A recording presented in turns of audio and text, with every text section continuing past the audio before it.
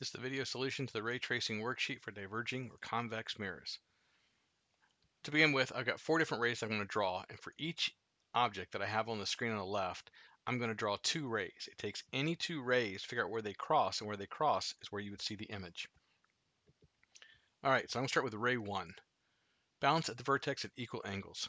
But when I look at the mirror, I want to make sure that my rays don't actually bounce on the curve of the mirror. This is an approximation.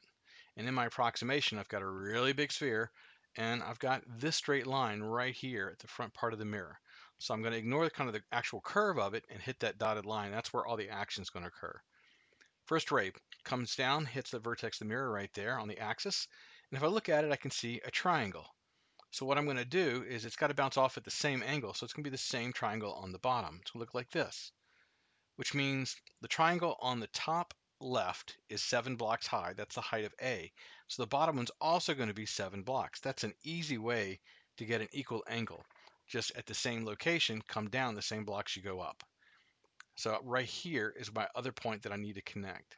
So I'm going to have this go through my other point. It's off a little, my drawing, but we'll go with it. Okay, next line. Ray number 2. Parallel to the optical axis to the mirror and then aim towards the focus. So from A, I'm going to go parallel till I hit my dotted line. Remember my approximation line, not the curve. And then I'm going to have the virtual side dotted, and then I've got the real side and the real space on the left where the light belongs. That's going to bounce up at an angle, just extending that line.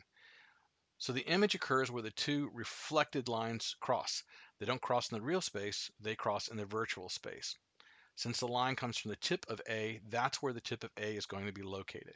So when I draw my image starts at the axis and goes up to where the tip is located. So it's going to look something like that. There's A. Now let's draw B.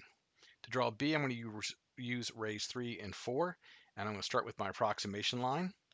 And then B is going to aim to the focus.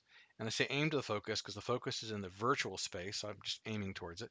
And where it hits my dotted line, that's where it's going to go parallel. So parallel in the real space and parallel in the virtual space.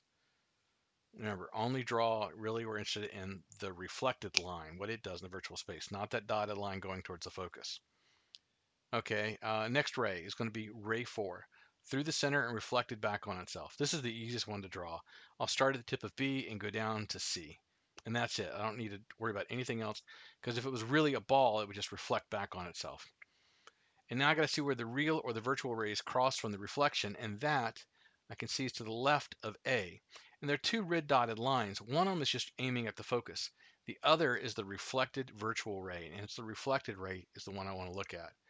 So B is going to start at the base, the optical axis, and be drawn upwards to where the tip crosses.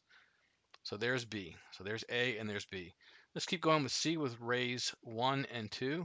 So there's 1 and there's my approximation line.